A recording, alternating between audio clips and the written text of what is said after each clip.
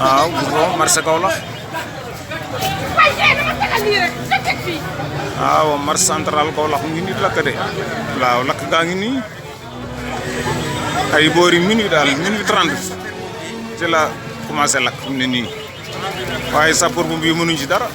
suñu place tàkk na ba jeex gis nga ko nii suñu place yi def ni mooy def nii ay boori minuit la lakk gis nga ko nii sapeur bu bii mënu ci dara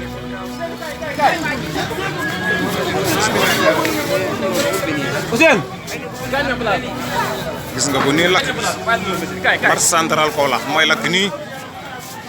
côté fëgg jaay bi nag moo fi gën a métti moom place fëgg jaay bi moom dara des fi moom fëgg jaay moom dafa lakk ba jeex takk fëgg jaay moom benn place moom des fi moom waaw gis nga ko nii fii ne minuit jot na une heure du matin